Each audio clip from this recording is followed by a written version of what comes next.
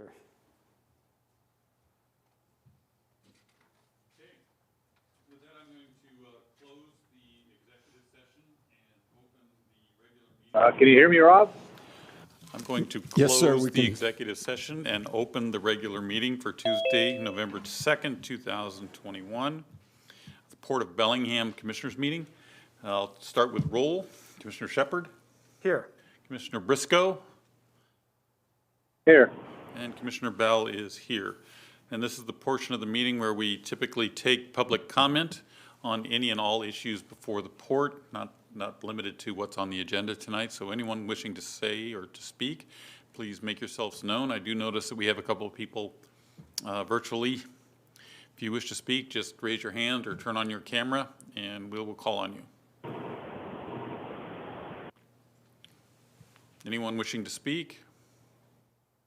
I will remind you that we do have another another public comment period at the end of this meeting as soon as it concludes. So if something comes to mind between now and then. Seeing none, hearing none, we'll begin the commission meeting with the consent agenda. Carrie. Motion to approve consent agenda items A through G. Commissioner Briscoe? I have no questions. Which item? He said he had no questions. Oh, no I questions? said I have no, Okay. no Commissioner questions. Shepard? Same. Commissioner Bell has none either. Let's move. Motion to approve consent agenda items A through G. Commissioner Shepard? Yes. Commissioner Briscoe? Yes. Commissioner Bell is also a yes. All right, consent agenda done. We will move on to our presentations. The first one is our preliminary strategic budget with Tamara Sobczak. Tamara. Thanks. Tamara Sobczak, CFO, Port of Bellingham. So we've been over this draft budget a couple of times. We went over capital in detail. We went over operating in detail, or detail enough. So today I just want to mention a couple of reminders and then talk a little bit about property taxes, which we haven't done yet. So the draft budget went on the website last Monday, available for public viewing. In that budget, we list out strategic objectives for 2022, waterfront development, environmental cleanups, expansion of marine trades, management of the airport, redevelopment of the shipping terminal and log pond area, and stimulate economic development and job creation, as well as employee retention. So those are our strategic objectives in 2022, and the plan reflects those. A couple of changes have been made since the draft was published on Monday. We increased revenues in the future years for the airport and the shipping terminal. The airport's revenues were projected for the out years, and they're consistent with Boeing's commercial forecast. So that's what we used for those out years. We decreased benefit expenses port-wide to reflect current information from our broker. And then I updated the projected 2021 for more current projections. So what I want to talk today mainly about is property taxes. Property taxes pay for economic development, public priorities like open spaces and things like that, our waterfront redevelopment, and environmental cleanups. So this is the property. I took an actual home in Bellingham and went to the assessor's website just to see where a homeowner's, a family, where their tax dollars are going. And this is a home in a nice family neighborhood in Bellingham. It's $405,000 assessed value. And this particular homeowner pays almost $4,000 in property taxes. $80 of that comes to the port. Again, for waterfront, public priorities, all of those things, $80. If we increase at 1% in 2022, that same homeowner pays $81.42, so $1.35 per year, 75 cents every 6 months, right? The net difference, so that bottom table there shows over the next 4 years, if we just kept it flat, did not raise the property taxes by 1%, we would receive over 4 years just over $30 million. If we increased it by 1%, we're looking at just over $31 million, so about a $760,000 swing. So that's one option. The next option, we've never really talked about this, but the port has banked capacity. And what that means is that we levy property taxes much lower than we're allowed. And the county allows us to bank that capacity to use in future years. And the port's banked capacity is about $3.5 million. So if the commission wanted to, we could take our regular levy plus $3.5 million next year. I'm not suggesting that because that would be kind of a big hit to our taxpayers. What I'd like to suggest is next year, we take a small portion of that, $500,000. That bumps up the tax base. And then the difference, if we just took it that 1 year, and then the future years, just the 1%. So just dip into bank capacity a small amount in 1 year. That gets us about $3 million extra over 4 years. We have a shipping terminal we're trying to rehabilitate. We're trying to revitalize the Waterfront district. We have other opportunities on the horizon. The effect to the taxpayer in this scenario, next year, they would pay $85.87. That's $4.45 extra for an entire year. Because we're a county-wide organization, it's really spread out. Just, taxpayers invest a tiny little bit for a big impact to us. So that is what I really wanted to talk about today, is introduce that concept. Think about if there's any interest in that. What I've put in the budget so far is just the 1%. I did not add this banked capacity. I didn't want to be that presumptuous. So the decisions that we need to, go ahead. Well, Commissioner no, Briscoe. go ahead, I'll ask when you finish. So the decisions that we need to make, I have a couple of options listed. Option 1, keep the levy flat with no increase. Option 2, do the 1% increase. Option 3, use a tiny bit of bank capacity plus a 1% increase, or option 4, something else. And that's entirely up to the commission, obviously. The way we use our property taxes in the past, we've taken the first $5 million and allocated it to public priorities and environmental cleanups. Anything over $5 million, we've dedicated to the Waterfront district. Maybe we do that, and then the banked capacity, maybe we put it toward the shipping terminal rehabilitation or some other use. But really just allocate those funds for a specific purpose. So that is what I'd like the commission to talk about today. What are your thoughts?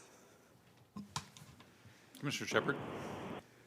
For me, the key is that specific purpose. I am not interested in just increasing.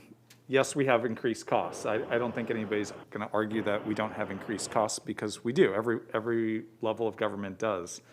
But I want to be able to demonstrate pretty clearly to my constituents, if we are going to be asking them for a jump, that we have a defendable priority that has a direct public benefit that we are going to be spending that money on. And so I'm not opposed to these increases if we have a really good use for it, and it's defendable, and it's got a clear public benefit. But I think we've got to make that case more specifically than we have today. Understood. Commissioner Briscoe? Well, I've been a proponent of not raising taxes ever since I became a commissioner. And I've always said that, we have to figure out methods to make more income, and we're doing that, but it's taking a lot longer than I thought it would. Our shipping terminal is starting to come to life. We've had to invest more money there than we anticipated. Raising any kind of taxes, $1.42 or $4 or 35 cents is always gives me heartburn.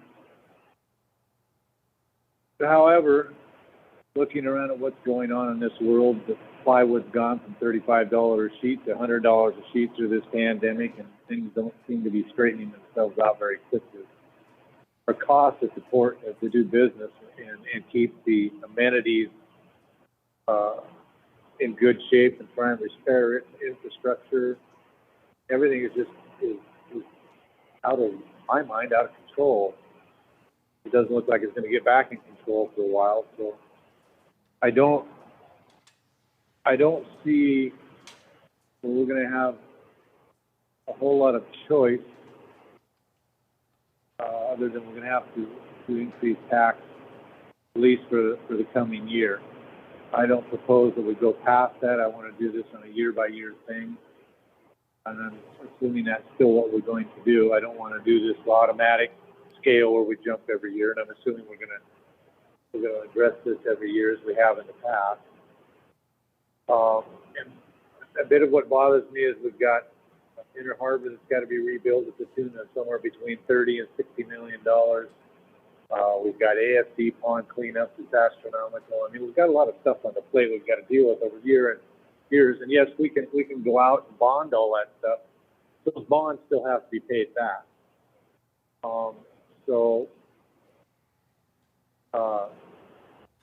And along with what Commissioner Shepard has said, and I've talked with Executive Director Fix and other staff members about this, I want things earmarked at that time. When we do a tax increase, I want to earmark where it's going.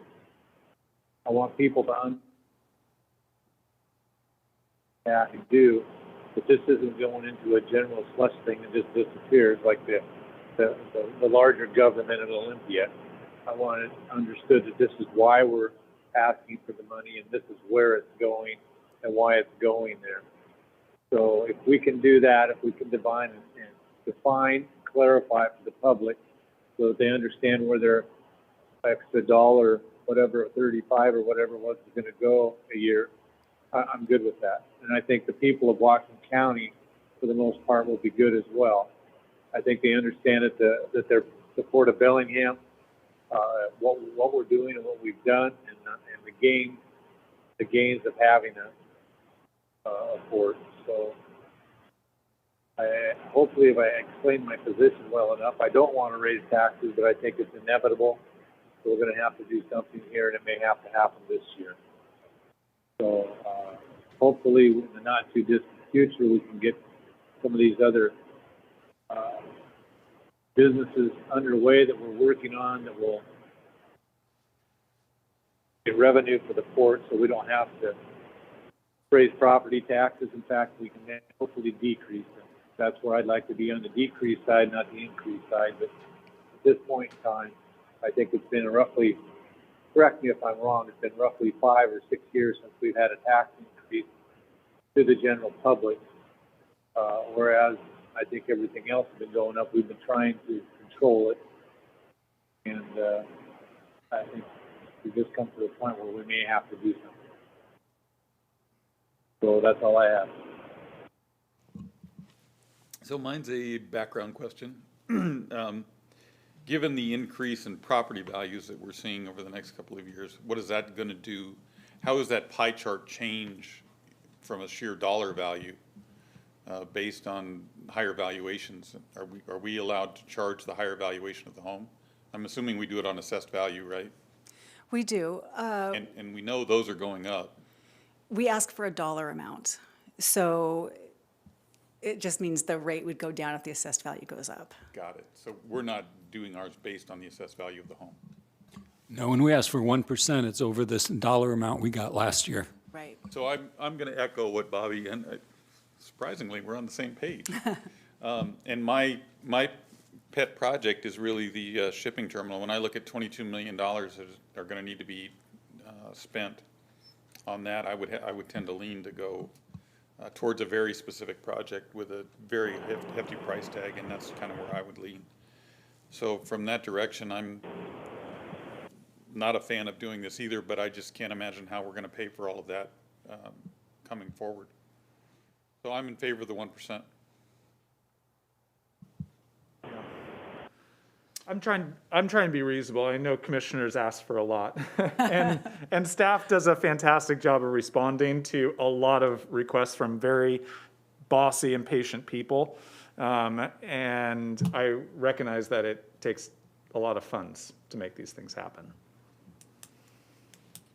Okay, so what I'm hearing is we're okay for 1% in 2022, and then we'll revisit perhaps using bank capacity in the future if we have something very specific.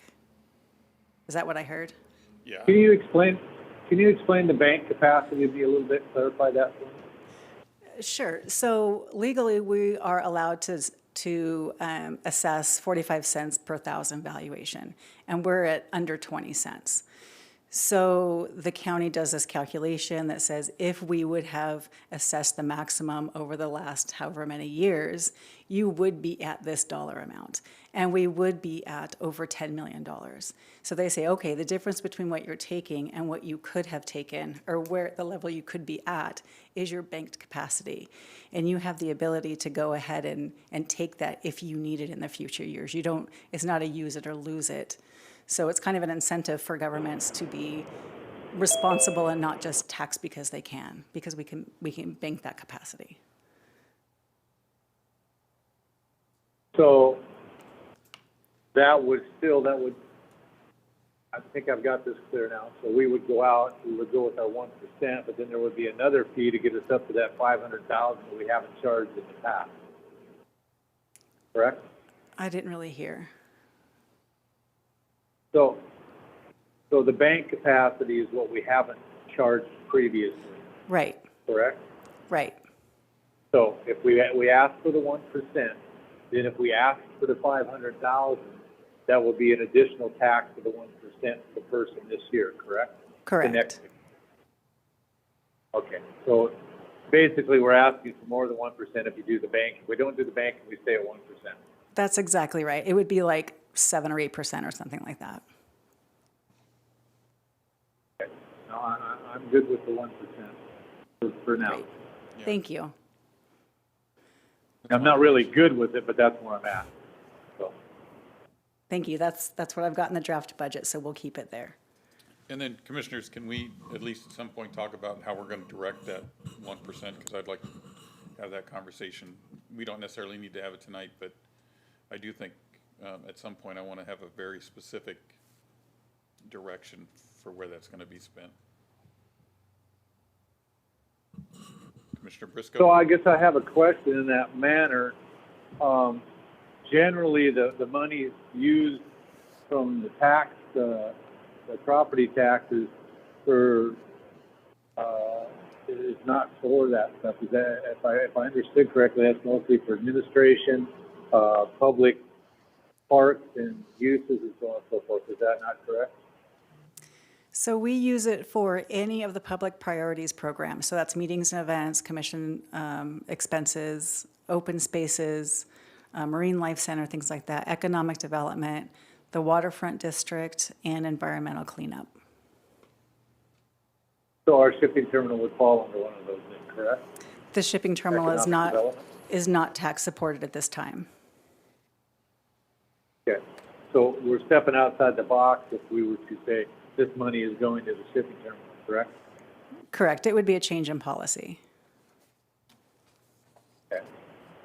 And Commissioner Bell, I agree, we need to have the discussion because I'm not sure we want to change policy, but I certainly would like to hear that out with my fellow commissioners or something.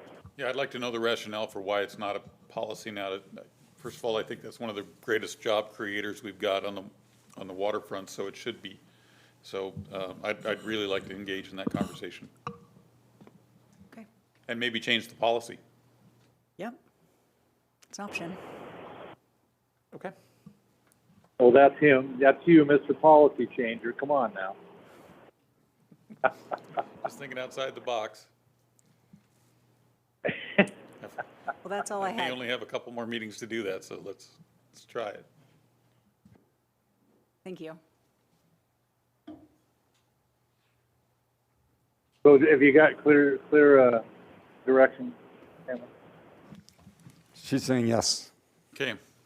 That being said, let's go to the next. We're going to recess the Oh, actually, we should probably hear from the public on our budget. And I understand that we're going to open the public comment period for the strategic budget, and we'll close the public meeting and open the comment period. I understand Jim Kyle would like to speak. Jim, I don't see you there. Are you there? I don't see Jim either. I heard somebody. Can you hear me now? Oh, there you Well, thank you. I'm Jim Kyle. What am I now? I'm chair of the Government Relations Committee for the Working Waterfront Coalition, and I do have a few comments on the budget. There I am. So first, I'd like to thank you for making it easier for someone like myself that's not very good on the internet to find the budget. The setup on the homepage took me directly there, and that was much easier than last year. Can you still hear me? I see I'm frozen here. We can hear you just fine. Okay, I'll just continue. In fact, I'll forget that part of it. So the Working Waterfront Coalition's mission relates most directly to the two divisions, the marinas and the real estate division. So we have some brief comments on the goals listed for each of those divisions. Starting with the marinas division, I'd like to particularly point out the importance of goal number 3, and that is to complete a timely review of the moorage model that was originally scheduled for 2018. So it's pretty clear that the long-term viability of our maritime sector depends on having lots of boats in our harbors. And looking to the future, that's going to require a good long-term management plan, and that includes a capital plan. Moving on to the real estate division, we definitely understand the importance of the real estate division's revenues and profits, and we certainly support those profitable investments as long as they do not impinge on maintaining our harbor-centered maritime clusters.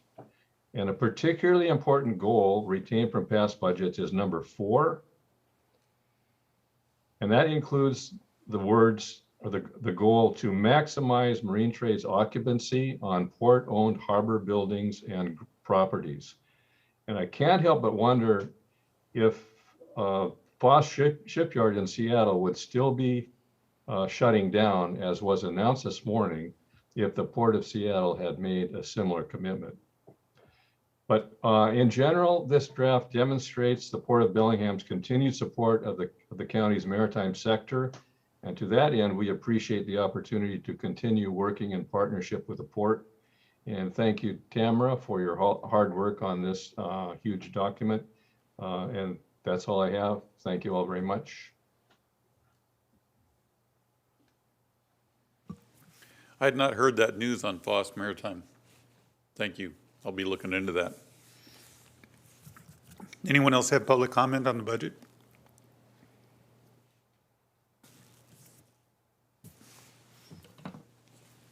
Hearing none, I'm going to close the public hearing on the 2022 preliminary strategic budget and reconvene the regular commission meeting and move on to our action items. Motion by the Port Commission approving resolution number 1396 to adopt a policy for preserving marine trade properties. Good evening, Commissioners. This is Brady Scott, Senior Property Manager for the Port of Bellingham. I'm going to try to share my screen here. Bear with me. Would everybody be able to see that slideshow?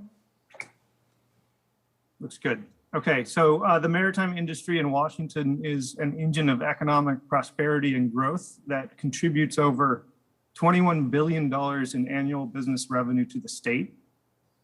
In Wacom County, it has been estimated that 6,000 jobs are created or supported by the marine trade sector, representing 7% of the total workforce in the county. The Port of Bellingham is at the center of this industry as it owns and manages approximately 545 acres along Bellingham Bay and in Blaine Harbor, which helps to support this thriving local network of marine trade businesses. In 2019, the Working Waterfront Coalition of Whatcom County came to the commission requesting the port consider forming a policy to protect marine trade properties at the port. In response, the Port Commission approved this strategic budget objective shown here. The Port and the Working Waterfront Coalition spent the last 2 years working together, first by reviewing applicable laws and regulations and examples from other courts, then in developing a policy framework and a set of maps to designate use criteria for port properties in Blaine and Bellingham. And through the process, we presented draft policy developments and maps to the commission to get your feedback and answer questions. The Marine Trades Policy before you now for approval provides 2 designations, a water reliant commercial marine designation and a maritime contributing designation. Properties designated water reliant commercial marine are designated for uses by commercial marine businesses that rely on access to the water for the success of their business, which cannot otherwise be accomplished elsewhere. For example, a boatyard with a haul out facility or a company that works on vessels in the marina. Properties designated as maritime contributing require some level of marine trade type use associated with their business. This would be, for example, a retail store selling marine merchandise or a business that builds, repairs or stores trailerable vessels, which might not necessarily require waterfront property, but would contribute to the marine trade commerce on port property. The policy also envisions other uses to be allowed in these areas.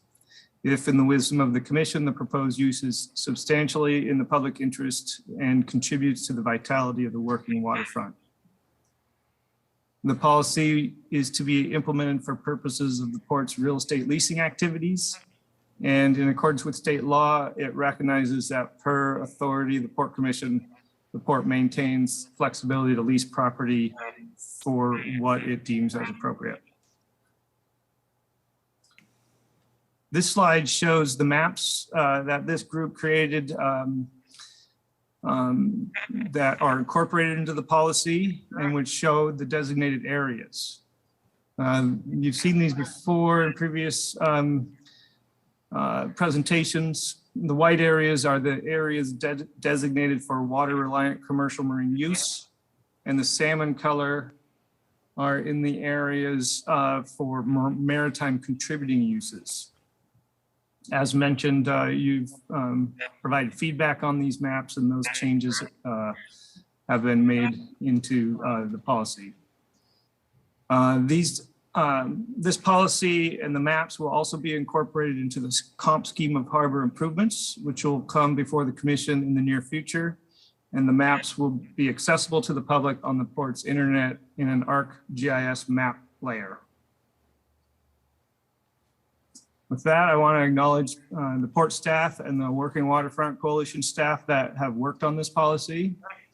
Shirley McPheron, former Director of Real Estate, Elliot Smith, current Director of Real Estate, Brian Gowron, Director of Environmental Planning and Services, Greg McHenry, Senior Planning Analyst, and myself. And for the Working Waterfront Association, Pete Granger, Jim Kyle, Mike McCauley, Steve Walker, George Dyson, and Casey Ohms.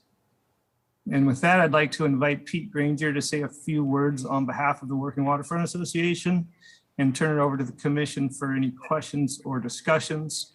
But before I do, port staff recommends approval of this resolution to adopt the marine trades policy. Thank you. Pete? Thank you. Can you all hear me? Can hear you fine, thank you. Great. My name is Pete Granger. I'm president of the Working Waterfront Coalition of Whatcom County. We have an office in the Harbor Mall building at Squalicum Harbor. I wish to comment briefly on Resolution 1396, adopting a policy for preserving marine trade properties and Resolution 1397, Marine Trades Area Cleanup and Redevelopment Project at the ASB Pond.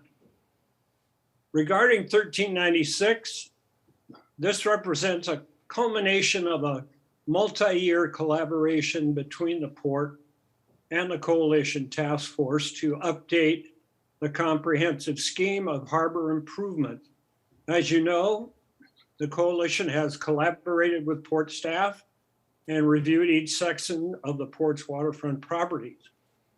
We have appreciated the collegial tone of our discussions and decisions made with the port staff. We wholly support the resolution and urge passage by the Commission. By adopting this language, we feel that the port will be prioritizing marine trades while still having flexibility to lease or develop property, whatever it deems appropriate. And then regarding 1397, we view this as a companion effort by the port to prioritize marine trades with respect to cleanup and redevelopment of the ASB Lagoon and urge passage as well. While the coalition membership also includes recreational boating interests, to commit the total development of this area for a recreational boat marina would not have been the best course in retrospect in our view. The resulting harbor, docks, pier facing, upland storage, and associated infrastructure envisioned as forming what one of our members, George Dyson, referred to as a nucleus for the maritime supercluster extending from the I&J Waterway to the Wacom Waterway. And this would sustain existing businesses and attract new. There's still options for moorage, especially for larger vessels in the new plan. The opening of the pond to vessel entry, along with the upland area created, will create exciting new opportunities. Also, expanded public access will be maintained along the perimeter of the breakwater following the existing interim trail. Thank you to the staff again for their diligent work creating what we think is the best scenario going forward for the ASB pond development. And finally, echoing what Jim said, we appreciate seeing that 2022 budget being easily acceptable on your website. This really helps the public to access this important document. Thanks for the opportunity to comment. Thank you, Pete, for your comments. And for the record, that budget is probably the most important document we have here at the port, so making it easier was our pleasure. Anyone else wishing to speak on this issue? Okay, we'll go to Commissioner Briscoe. That's you, Bobby. Well, I'd like to say thank you to the Working Waterfront Coalition for working with staff diligently to ensure the future of our waterfront. I think it's very important work. I'd like to thank staff for being very congenial as they usually are. Or in many years past, that wasn't quite the case. It was like trying to drive a nail into a rock to get alongside staff and work with them. And I know that from a personal thing. So I don't have any questions about the document. We've gone over that before. I added some things. I see they're in there. I appreciate that. I think this is a good thing to pass. And I have no further questions. But thank you to everyone that worked on it. Commissioner Shepard? Yeah, we've been able to, the commission, the staff and the Working Waterfront Coalition team have done a really good job of keeping us informed, making regular presentations on this topic, and keeping us well breasted and allowing us to have frequent opportunities for input. One of the things I learned really early on in my experience being a commissioner is how important it is to protect this job sector. not just because they are an interesting part of our community, but because they are jobs that if we lose them from our waterfront, they're hard to get back. And so it's really incumbent on us to make sure we're putting in the policy protections that ensure that these jobs are going to be a part of our economic and cultural fabric in our community for some time to come. So I think we embrace these ideas. We see this. I don't know if it was planned to have the ASB with this on purpose, but it really demonstrates, as Jim pointed out, how our priorities really do align with this policy. It's not just fluff or some exercise in creating extra work for anyone. This is tangible, and you can see it in the decisions we're making on our waterfront, how we're spending our cleanup dollars, and how we're prioritizing new opportunities for job creation on our waterfront. So thanks for work on this. It's been a really good collaborative process, and I appreciate seeing where it's come. Thank you all, and thank you, Brady, for the work on this. Thank you for your mood and your attitude as you go forward with this too. So I'm also going to speak in favor of this. I just think this is where the jobs are created, so we're going to move this forward. And unfortunate that we didn't get Foss Maritime before they blew out of Dodge in Seattle up to the ASB project. But anyway, I'm going to call for the vote. Commissioner Briscoe? Oh, we can Yeah. read. We're going to read it again, though, Bobby. I'm sorry. I'm a little distracted today. Motion by the Port Commission Relax. approving resolution number 1396 to adopt a policy for preserving marine trade properties. Commissioner Briscoe? Yes. Commissioner Shepard? I'm a yes. And I am also a yes. Okay, moving on to action item number 2. Brian, you're up. Carrie? A motion to approve resolution number 1397 for marine trade area cleanup and redevelopment project. Thank you, Carrie. Good afternoon, Commissioners. I'm going to share my screen here for a second. I think, let me make sure I got this one right. Sorry. Thought I had this pulled up earlier. Apologies. Brian, while you're looking for that, Pete, do you have a question? Oh, just briefly on that story on Foss Maritime, it's their shipyard that closed, not the fleet. The fleet will still be tugs and barges, and their transportation network will still be operating. It's their shipyard there on the ship canal, on the south side of the ship canal in Ballard. Still a tremendous loss, over 100 jobs. Just wanted to clarify. Thank you. Okay, Brian.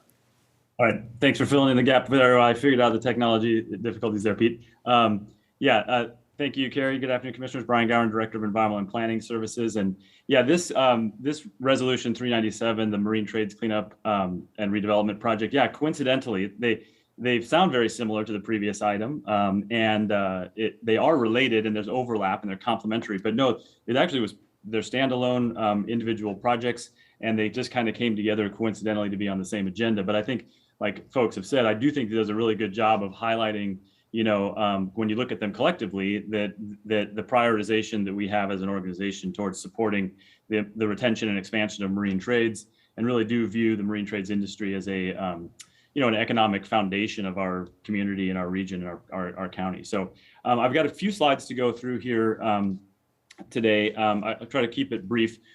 This is what we refer to as the Marine Trades Area Cleanup and Redevelopment Project, which specifically also covers the Aerated Stabilization Basin, or ASB. And there's a lot of history to this, and I wasn't going to go into all the backstory in detail.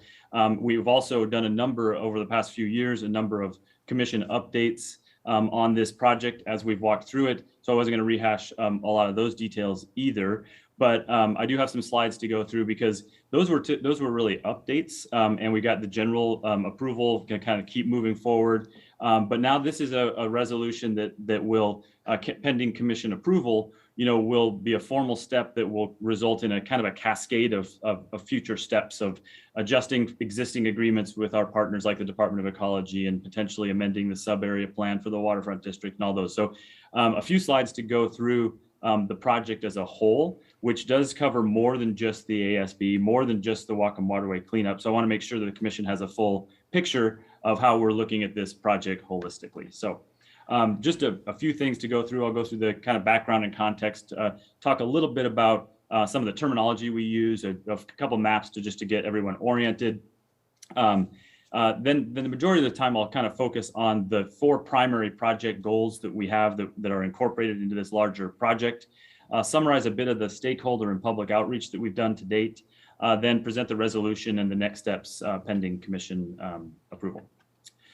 So this project is located within the Waterfront District. So this is a map of the Waterfront District, and applicably, it's situated in the marine trades area specifically. And I'll have a slide that talks a little bit about that. So this map here shows this gray area between the I&J Waterway and the Wacom Waterway, and it's designated as the marine trades area, and it also includes the ASB.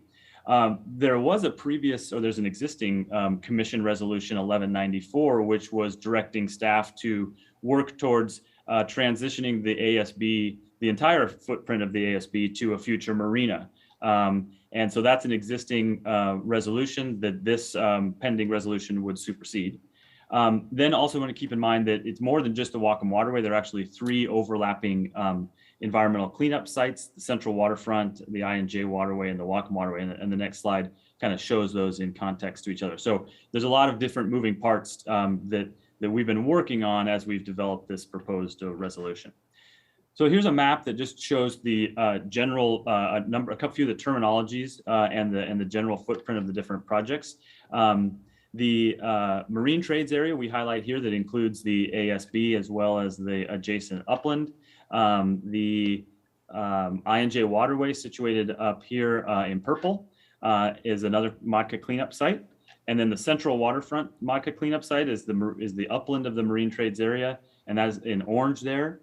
Then you have the footprint of the Wacom Waterway, which is a large sediment site that takes up the whole area shown in green, as well as the blue and yellow, which are where we have active remediation happening or has already occurred. Some work had been done on Wacom Waterway in phase 1 in 2016, and this figure here shows that.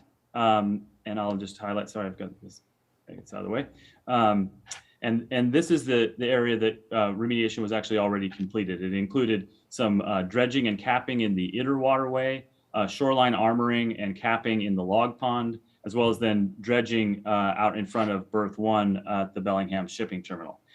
Once that work was completed, we started to focus then on planning for Wacom Waterway phase 2, which is shown on this figure. And you can see this is a much larger footprint. It's a much larger project. It includes the Federal Channel, other portions out in front of Bellingham shipping terminal, as well as portions of the Inner Waterway, as well as the entire ASB. So it's a much larger project. And once we finished up planning for the completion of Wacom Waterway phase 1, staff started to say, okay, what do we need to do to start planning for phase 2? And ASB is a big question. We got direction from the commission to start looking at alternative land use scenarios, and staff kind of had a number of brainstorming sessions and talked through the commission. What else could we do if we didn't do a marina? We could do shipbuilding, boat building, aquaculture. We kind of had a whole laundry list of different ideas. And that was a really interesting process because then we said, well, if we didn't do the marina, could we do the cleanup differently as well? And because the Department of Ecology doesn't dictate what land use decisions we make, they say, hey, you guys make the land use decisions, and then you have to ensure that your cleanup is compatible with that. So, so with that in mind, we brought this forward to the commission and said we could maybe do this cleanup a little differently, as well as supporting, maybe a different land use scenario, and specifically providing maximum flexibility in our land use choices. And so that's how we got to where we are today. And so what I was going to do is to walk through the 4 primary project goals, And one of those, and they're going to be kind of same on the left-hand side of the slide and highlighted as each particular goal. So one of the first main goal is to complete the environmental cleanups at the Wacom Waterway, the Central Waterfront, and the I&J Waterway site. So the current approach approved by the Department of Ecology for the Wacom Waterway and the ASB in particular, and I'm going to focus primarily on the ASB moving forward, is to remove all the soft sediments in the footprint of the ASB, dispose of those off-site, then dig that hole deeper, and this is and place all of the dredged material from the waterway into that area, that footprint, and then cap on top of that. And that's the scenario that's shown on the left-hand side. That would create we would open that up, and it would create a footprint for a boat basin with a confined disposal facility, or CDF, below the marina in the aquatic environment. If we changed that and modified that a little bit, and we actually built a wall down the middle of the ASB, which is kind of was shown in the figure on the right, and moved all that soft sediment behind that wall, and then still dredged the rest of the waterway and put all the dredged material behind that wall, you'd actually create a confined disposal facility, or CDF, of about 15 acres of upland that's out of the aquatic environment. And then you could still open up the remainder of the ASB basin to a deeper elevation, or a deeper depth, that would allow for other marine trades uses. It could be still could be a marina, it would just be a smaller footprint, other vessel moors, that types of thing. But you would still maintain that maximum flexibility of other upland uses with an adjacent water access, which, as we talked about in the previous policy, is a really key part of supporting the marine trade. So you could do dry stack storage, shipbuilding, barge operations, fishing vessel offloading, that sort of thing. So a lot of flexibility could still come out of this use. And then you'd have a confined disposal facility that was not in the aquatic environment. Hey, Brian, would that, the 15-acre new land parcel, the CDF, would that be built strong enough to have like a heavy haul out or other kind of heavy industrial uses, so we're able to pull out large ships of the size that they do in Anacortes and we can't currently service in our harbor? Yeah, it certainly could be. And right now, these are, is not designed to really at all. This is really kind of launching into that. We would need to have some design parameters, and we would get there as we go down the line. It definitely would be want to be programmed, and that's a key part of what you'll see in the next steps. Is along with the design of the cleanup, is to continue the more detailed land use programming that will help us inform those types of things. Like, where would we want to have a haul out? Where would we want to have heavy lift capacity, that type of thing. So more to come on that, but we will definitely be building that into our considerations, and it would just have to be informed by kind of more design detail. And Brian, would that 25-foot depth accommodate that? Yeah, we did. You'll see this part too on the stakeholder outreach. Part of that was we worked with a variety of different marine trades industry experts and business owners, and that 25 feet of depth was what kind of came up as the ideal depth. If there was a need for something specific, again, we could tailor that, with a little more detail if we had a specific need. But so more to come on that. But that would accommodate the majority of the vessels and types of uses we were thinking about. And Brian, I know we're not. Brian, I have Oh, go ahead, Bobby. I'll wait. So Brian, the people you talked to, I wasn't involved in those talks. That was staff and those folks. Did we talk to companies that had, let's say, factory trawlers or tugs? We did. Does that 25-foot mean low water? Does that cover those vessels? We did talk we did a series of interviews with different operators, and I can get you, I don't have all the specific names off the top of my head, but we do have that a report that kind of details that. And we did talk to tug operators as well as some of the factory vessels. There was a range that we kind of narrowed in on. So there are likely some vessels that maybe this wouldn't work for, but like I said, right now, This is just kind of the baseline assumptions of, we still have flexibility if we want to start pursuing something with a little bit deeper depth needs. So I have one more question for you. The water outside in the waterway, when it's finished dredging at approximately where the location of this entrance is, what will that depth be? Right, is my cursor, can you see that kind of going right there? Is that what you're saying? Oh, yeah. No, I don't have a cursor on the Oh, boat. sorry, you're on your phone. Yeah, that's right. There will be an entrance, there'll be an entrance channel that would be at the same depth. There may be some tidal, because you're coming out of the waterway, and that has a certain depth. But there's rarely a time where you would be allowed to create like a bathtub. That's a kind of a permitting challenge. So they like to have. Right. No. I didn't want to create a bathtub. I just wanted to make sure we weren't creating a higher plane than what we had out in the channel. Right. Yeah. No. That's exactly what I was saying. So what you're. Yeah. So the channel depth would be the same. Our new dredge channel depth in the waterway, Wacom Waterway, would be the same as the depth in that ASB pond, supposedly, if we did this. Right. Okay, very good. Thank you. That was my question. Thanks. Commissioner Shepherd, I think you had a question.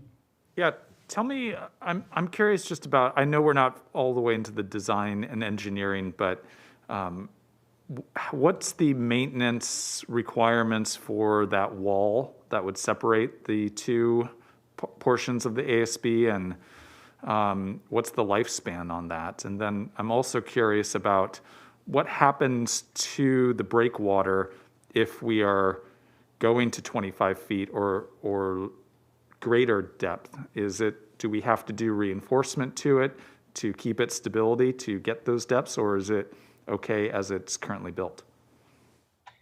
Yeah, on both those questions, or on the breakwater, from what I understand, there may be some improvements that might need to be made. Nothing that's significant, and that it could accommodate the slope is at as a slope that would be stable. And you'll see on a future slide too that actually lends itself to some of the habitat improvements that would come along with this. So the breakwater stability is not a problem of anything that have heard about from our design team. For the wall, we are anticipating, again, a lot of different details yet to come.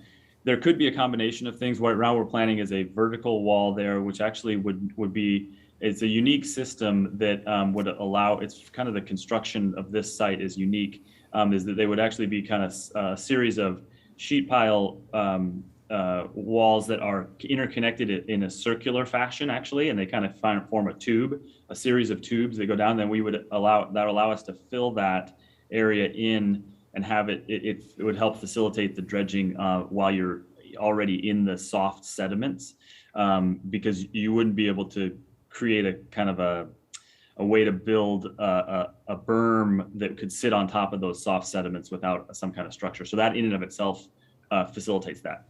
The maintenance, it would be a typical type of maintenance of any of our kind of new sheet pile metal bulkheads in a marine environment. It would likely be coated, but again, really not level of detail. There may be some other options. I know we've talked a lot lately about different material options, looking at whether metal is appropriate or there's other things that might be able to be used. Again, we're just on the front end of that, but that's the initial concept. Like when we're trying to truth out, could this even work?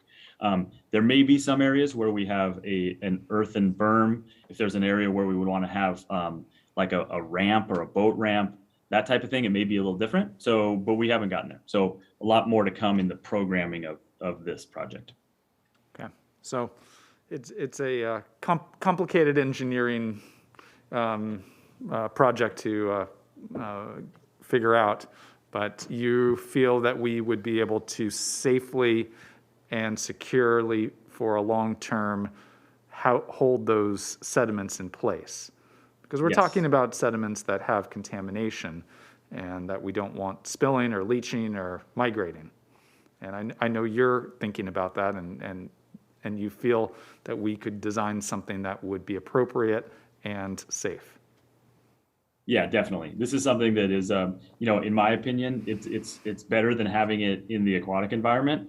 It's actually, the levels of contaminations are relatively low for upland use, but having them in the aquatic environment actually probably poses a little bit more of a risk.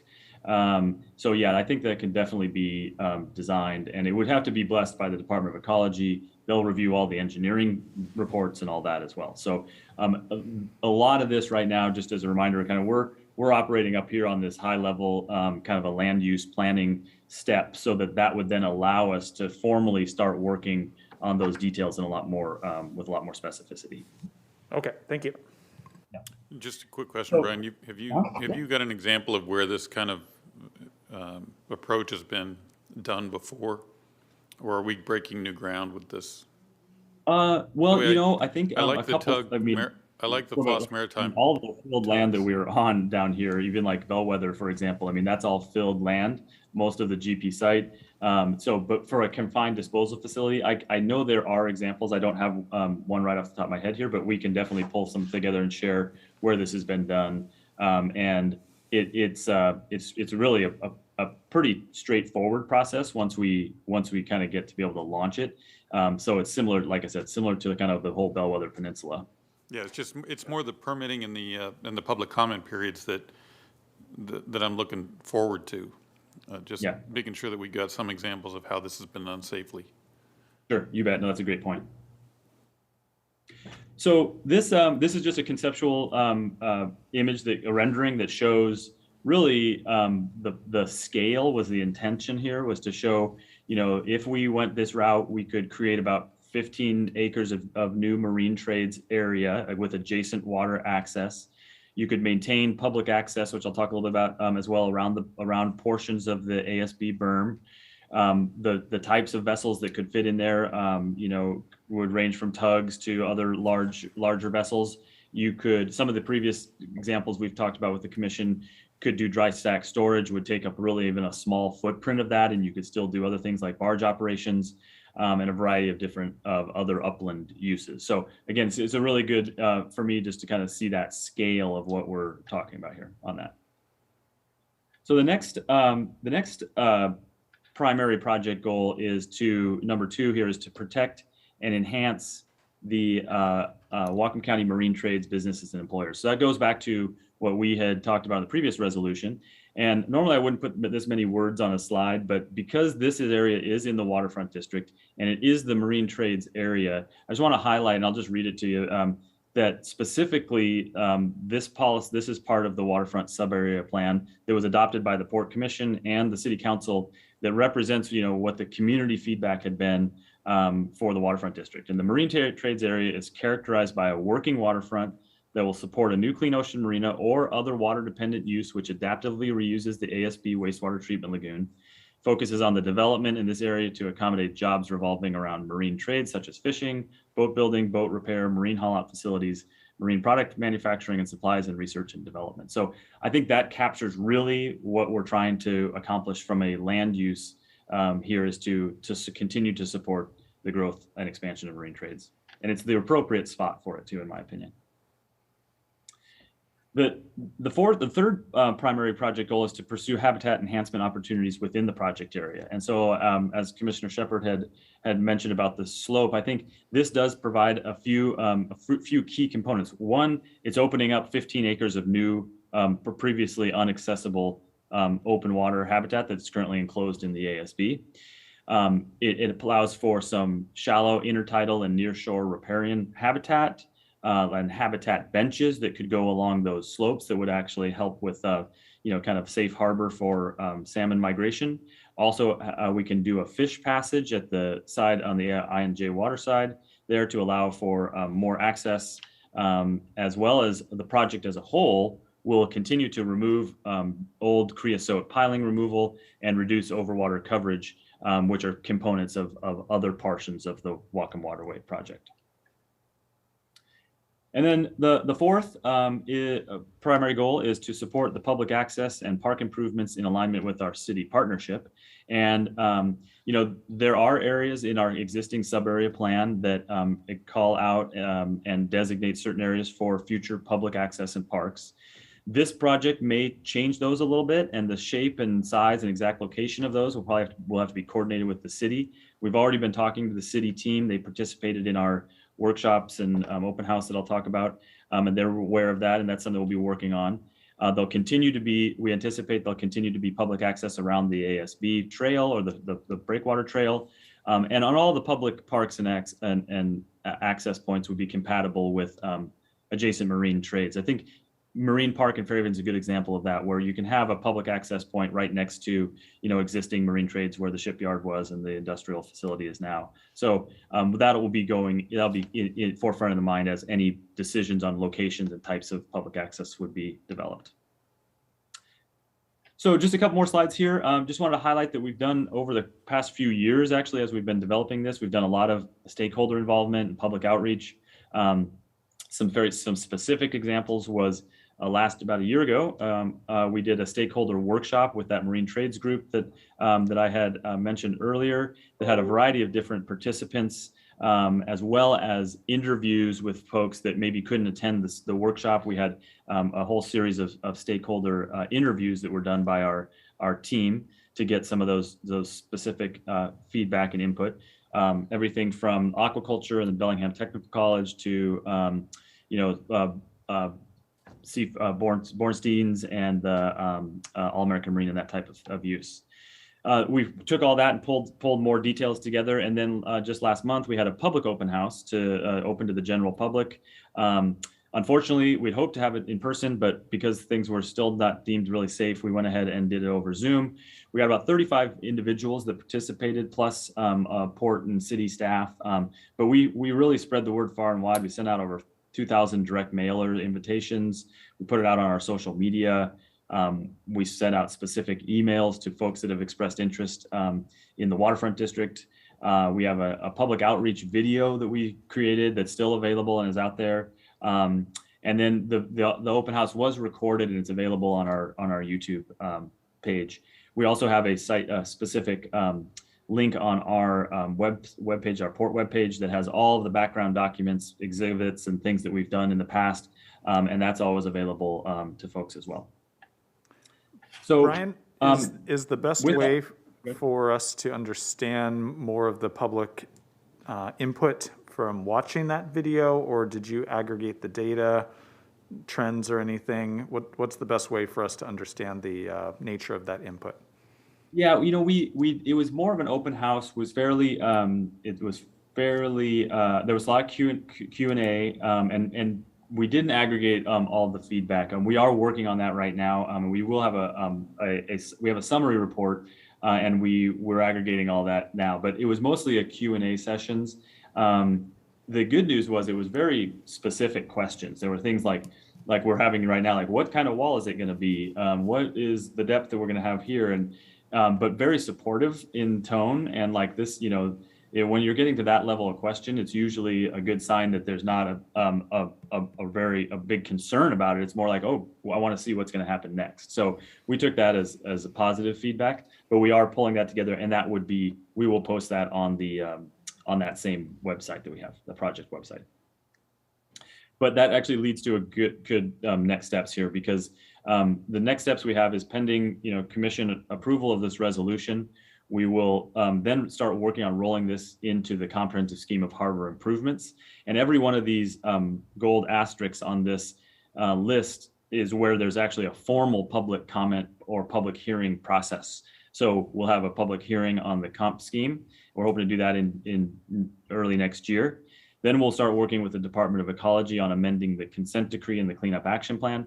Ecology has their very specific and formal public involvement process, and they do have a responsiveness summary to every question and comment that they receive. We're hoping to accomplish that early next year. Then we'll pending that change, we would then start leaning into the design and permitting. And then this is where we'll have ongoing land use programming and infrastructure planning that we can really start to inform the design with a lot more specificity.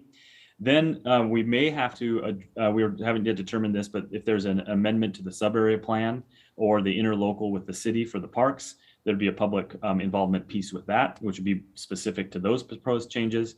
Then we're hoping that, pending all those wrapping up, that will be under construction in 2024 on this project. So there's still a lot of work to happen. This is, like I said, the first step in really a cascade of next steps. So, and then we'd have ongoing expansion of the marine trades and public access in this area. So with that, staff does recommend approval. We've got a great team that's been working on this for a couple of years now. I appreciate everybody's help. And with that, I'd be happy to address any more questions you might have.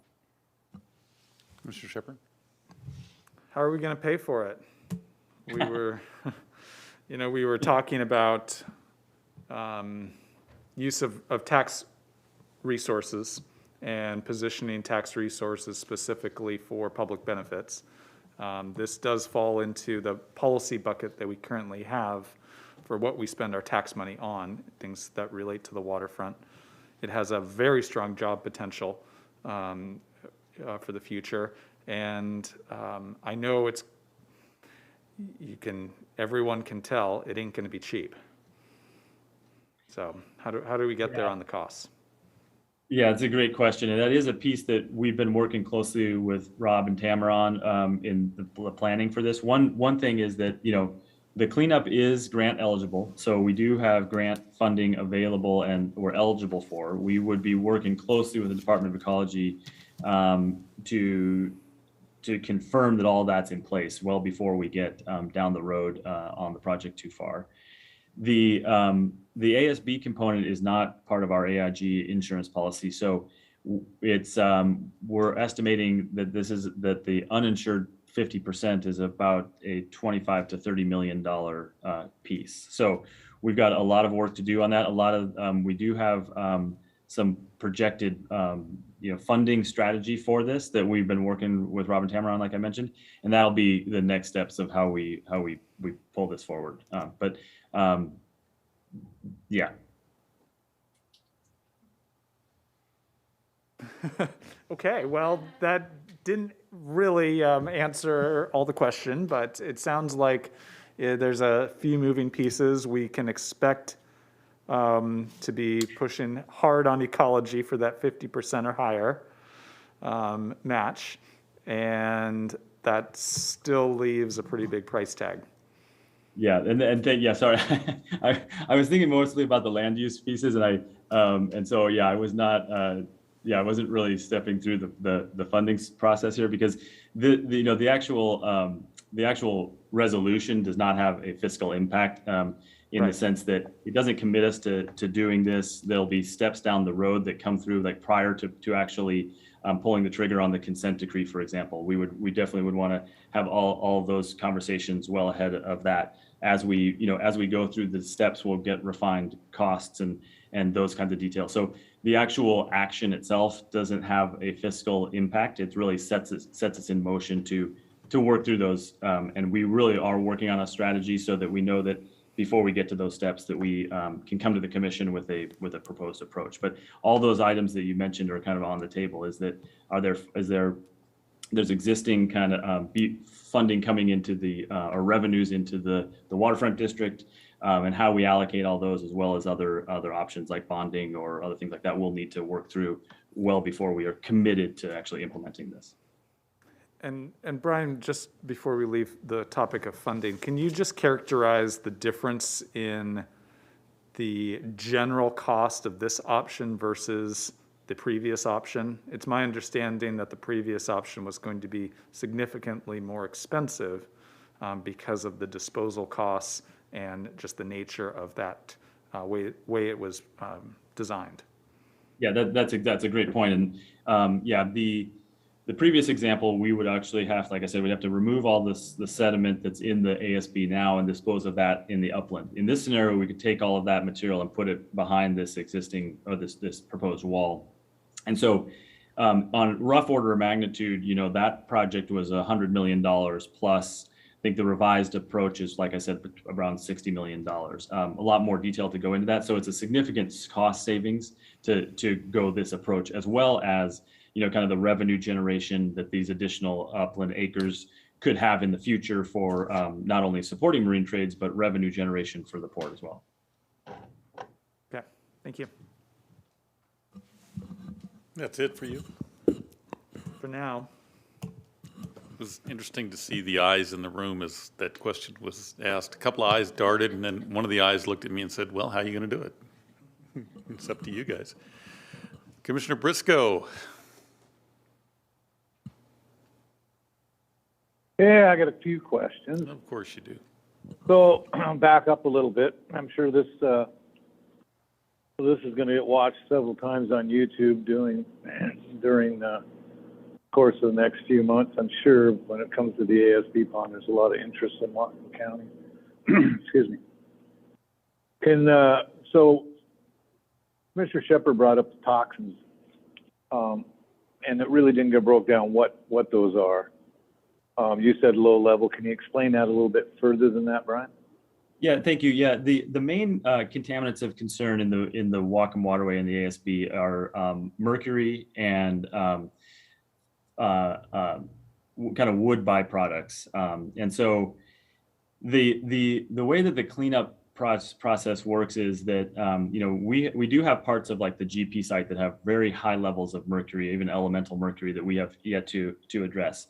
This is a much lower level, and the reason that the cleanup has to occur is that the Department of Ecology looks at the most sensitive receptor that could be exposed to those contaminants. So the mercury contamination in the sediments, really, they look at the not exposure to people. They do look at that, but it's really to look at the critters that live and eat the mud, that's contaminated. So from a exposure perspective, the cleanup has to be protective of the most sensitive receptors, which could be the critters that live in the sediment itself. So by removing that and putting it in the upland environment, when I reference the low levels of contamination, I can get you the kind of range of what we're talking about. But when it comes into the upland environment and those sensitive receptors are no longer exposed to it, you're actually in a much safer condition. So the exposure to people, and it would be not that this would just be put over this wall and then it would be done. We'd actually be capping on top of it. There'd be an engineering approach to make sure that, and restrictive covenants that make sure that any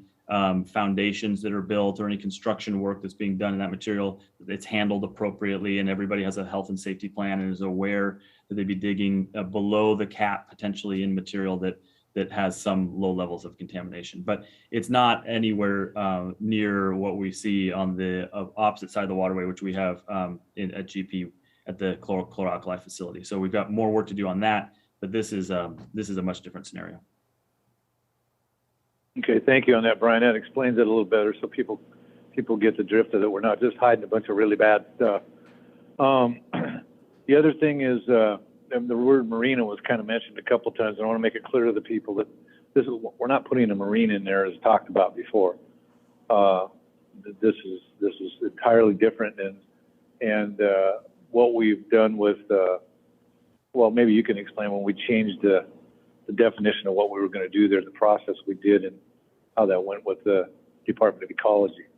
Yeah, so this is actually, thanks for that clarification. This is that formal step that actually would allow us to move away from the previous resolution, I think 1194, which said, port staff will work towards advancing this entire area to be a marina. So this resolution will supersede that, and it would be to expand marine trades and open the basin kind of shown here to support a variety of different potential, water-related uses. So this would be the formal step that would then allow us to go work with the Department of Ecology and say, we've moved away from the marina. We now have this new land use direction from the commission through this resolution, and we want to formally change the approach, which will allow us to do something different here for the cleanup and for the land use. Like I said, there could be a small, moorage in this area. It wouldn't be a full marina by any stretch, but there could be, definitely moorage options and things but that still has yet to be programmed. So this is the resolution that allows us to start making those formal changes with ecology. Okay, thank you. That clears that up for me. I was clear on it, but I'm not sure the people who may be watching and viewing this later on would be. Also, in the picture, I know it's a rough picture. Are we going to be capping 1/3 of that or 1/2 of the pond? It's about a half of it. That's still also, kind of where that exact line lands. Part of that has to do like what kind of capacity we need for dredge material disposal, what type of kind of uses. If we knew we needed a little bit more water there, we could, pull that wall back further. So it's about, this rendering basically shows about 14 to 15 acres of upland with about 14 to 15 acres of in water. So it's about half right now. Okay. There's also a rumor around that the ASB does have a liner in the pond, so to speak, to stop that stuff from going anywhere. Is that true or is that myth?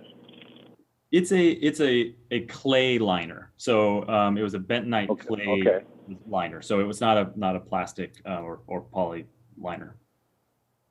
Right. It's not like the one you go out and put in your yard and make a pond. Right. No. And so that material, that material will be removing and placing behind the wall. So that's something that we can manage. Okay. Now, you said 100 million or a little more to do the project that was talked about before, but that figure was from what, 10 years ago, 12, 8 years ago, maybe 7, 8 years ago, 10 years ago, that figure?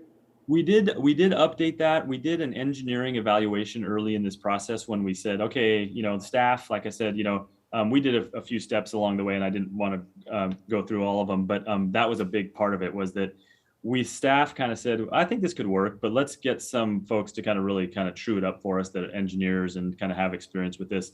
And we wanted to compare the two scenarios. So we did update that number, and things, never seem to get less expensive. So that number. No, that's right.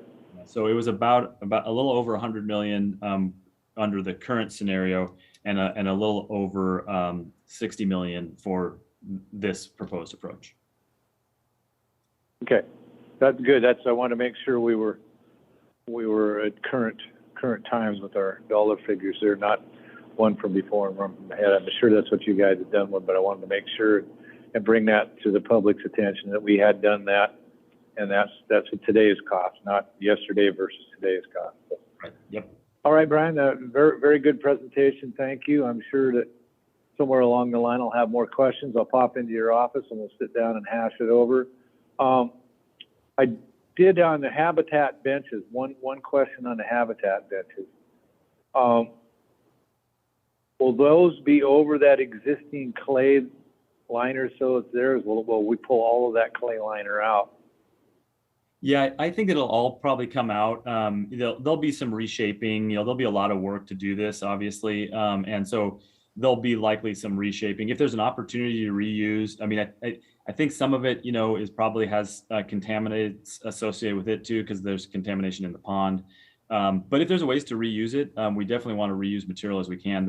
There is an opportunity to probably, as we go deeper into this, to get that 25 feet of depth, there may be clean material under that liner that we could then use for those habitat benches, a variety of different things like that. So more to come, but we're going to try to maximize the opportunities out there for reuse and that kind of thing.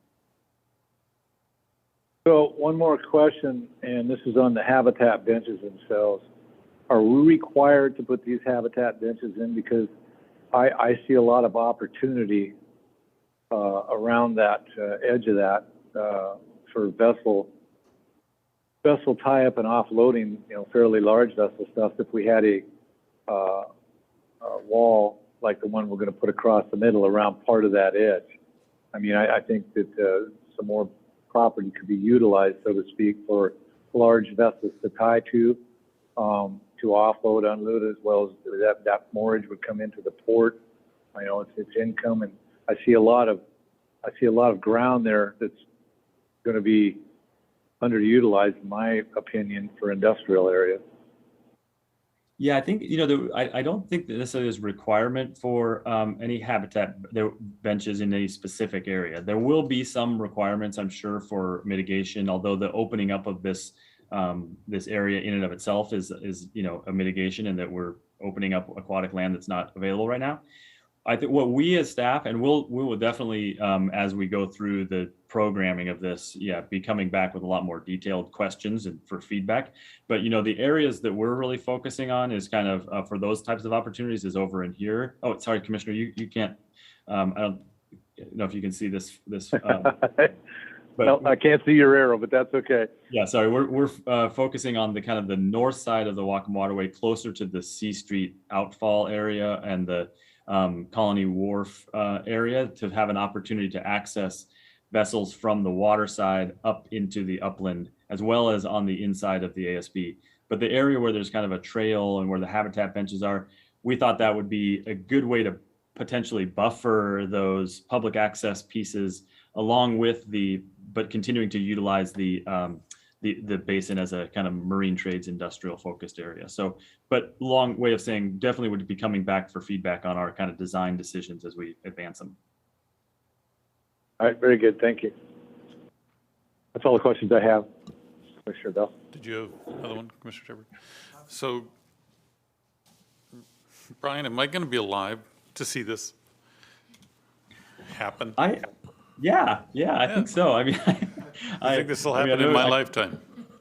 They always take a long time, but we've been doing a lot of work in the background here, not only on this queuing this up, but we've already started, some of the design on the Wacom Waterway Phase 2. Not the details yet on the ASB because this was kind of pending that, but we've got a lot of design underway already, and the permitting is going to be a big issue. We're pushing fast to kind of get this this consent decree amendment happening early next year, and then that would allow us to really launch into the permitting side of things there. And so we're hoping that by next year, we will have a permit submittals in, and that'll really launch this project. But like you said, the funding is a big piece of that.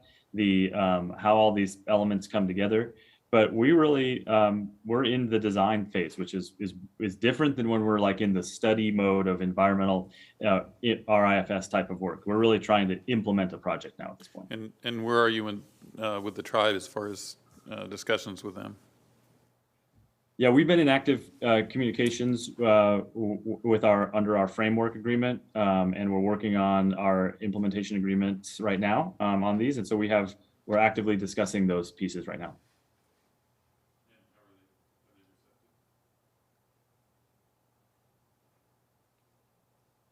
Are they receptive? Yeah, I mean, I think they're really great. I feel like we have a really great working relationship, and we're talking about different project elements. We talk about a variety of different things, and they're very positive. Yeah, I think we've made a lot of progress with our framework agreement, the communications that we have, our implementation agreement number 2, which was for the maintenance pieces, has been really going very well. Got built a lot of trust and confidence in each other, and I think we've got some work to do for sure. But I feel like they're positive discussions.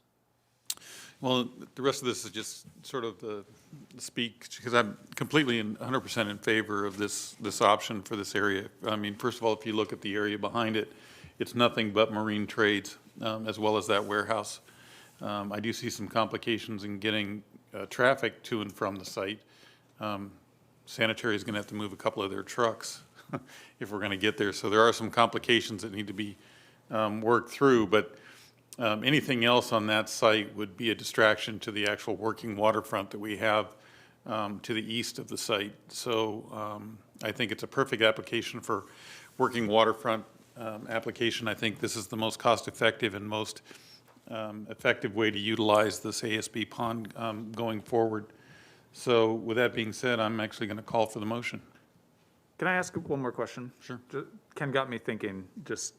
I've been trying to think through, if we have a heavy haul out that's pulling out bigger vessels, where are they going to go?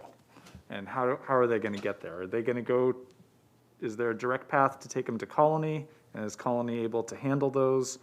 Does something new, a shipyard facility, need to be constructed in the footprint of this 15 acres, or can they be taken to somewhere else to be serviced?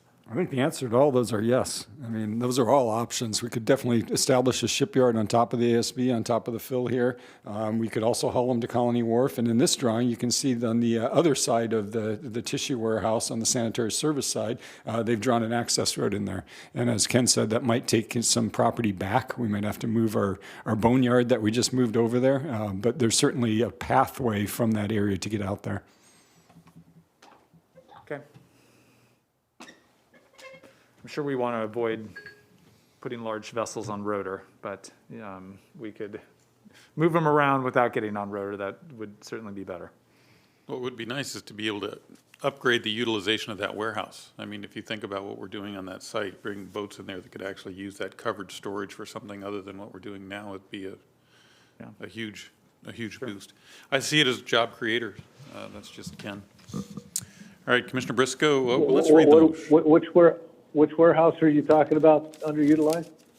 the one behind the ASB pond, the tissue warehouse. It's being pretty utilized. If you've been in there lately, you should go take a look. It's pretty utilized. Keyword was under. Underutilized. Okay. I think first we got, Before we vote I over think it. the fine details that we're trying to discuss here are going to come with whether we can get it opened up and done or not. That's the big question. So I think that staff and the commission and everything will find a true path for this. And I think it could be a big job producer for the city or for the county. Big job producer for the county overall. And we just got to make it happen. Okay, did you want to say something on this topic? You're going to have to go to a microphone, sir. Okay. And then state your name and. It depends on what you say. Yeah, I always say it. Yeah, Harry Skinner, You can drop the mask to the microphone. yeah. Consider an eventing center. That's what is it, 200,000 square feet of building, and to empty that out and make that into a warehouse or something is a waste of a huge facility. And the whole marina in front, the ASB Center, is there's 100 different uses for that. I'm hoping that they surfaced here, and you've ruled them out. That's fine, but Yeah, you misunderstood when I said the warehouse. There's a warehouse behind it, the tissue warehouse. the is what I was- tissue warehouse. I'm was what I talking was about the tissue Oh, warehouse. you're talking about utilizing that for, Yeah, right. Yeah, you're throwing it away. I mean, there's some uses in there that are not waterfront necessarily, but they would enhance waterfront. But thank you very much. and just tell us your name and, Spell it out? yep, Harry Skinner. from Bellingham. Sorry? You live in Bellingham? Yes. Thank For you the- very much. We need that for the record. Thank you very much. Thanks, sir. All right, we're ready to vote. Carrie, would you read the motion? Sure. Motion to approve resolution number 1397 for the Marine Trade Area Cleanup and Redevelopment Project. Commissioner Shepard, I'm a yes. Commissioner Briscoe, Yes. and Commissioner Bell is all in. That's a yes. All right, thank you, commissioners. Okay, we will move on to other business. Mr. Fix, would you have other business that you want to bring up? Well, just a big thank you to the port staff that worked on Seafeast. We didn't have paid Seafeast staff, or at least we didn't have paid full-time that have been here all year like we have in past. So Stephanie Wiley and Carrie Jones stepped up. In addition to doing their regular duties, they tackled Seafeast. So they did an incredible job for everyone that went down there. It was a great event. In the middle of a pandemic, they pulled off something that I would consider to be very safe and fun, and I think everyone had a good time. So thank you, Carrie, and thank you, Stephanie. Commissioner Shepard? It was a great event. I think it was really a bright spot, and the weather cooperated. People came hungry. They went through a lot of food. It was great. Yeah. Let's see. What do I have? I just wanted to touch on that framework agreement with Brian and just reiterate how important it is for me to get that done and to try and get that done as separate from the ASB project as possible. And so I'm hoping we're making good progress, and I really want us to work to get over the line with that so we're able to focus on issues separately and not get them too muddied together.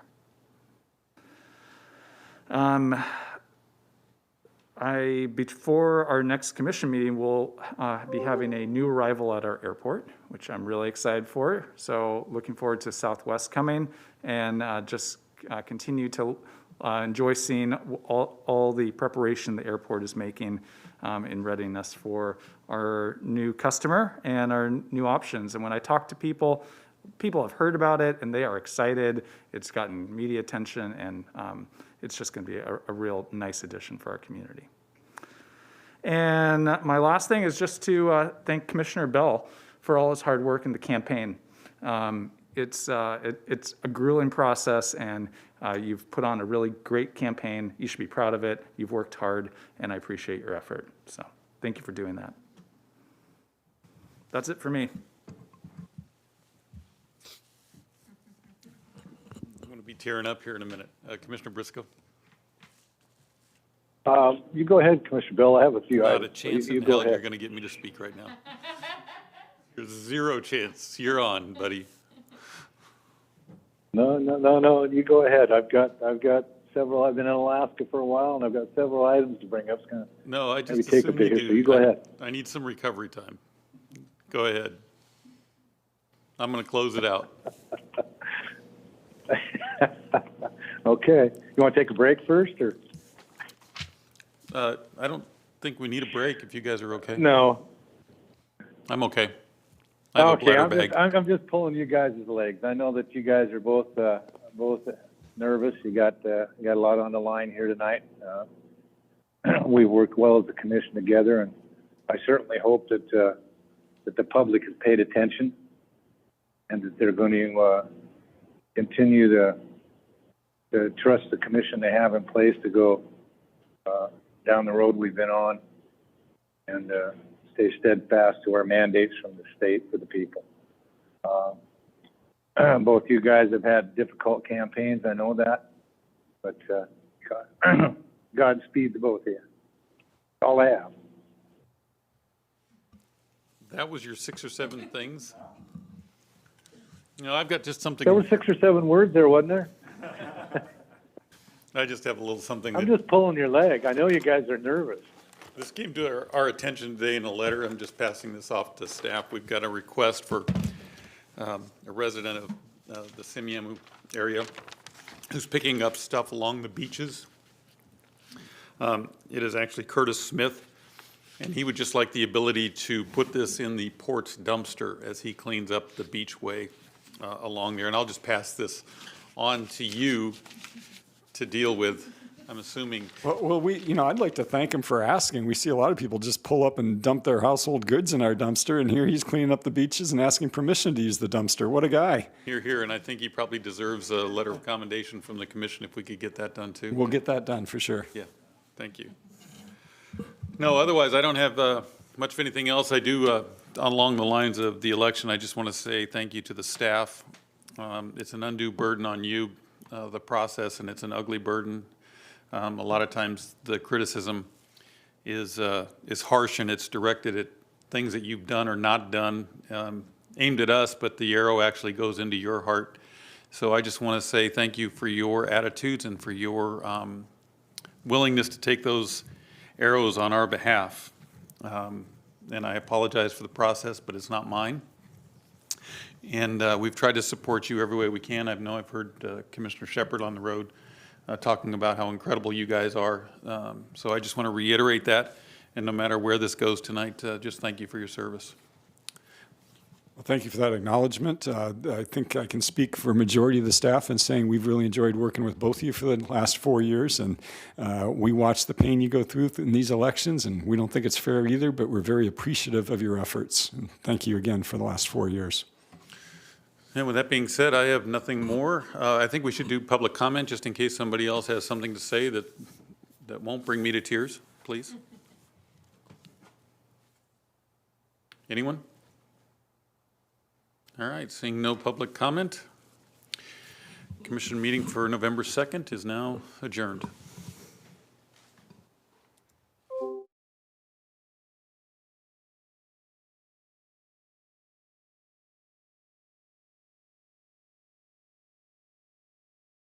are hard to come by. Good ones. Yes.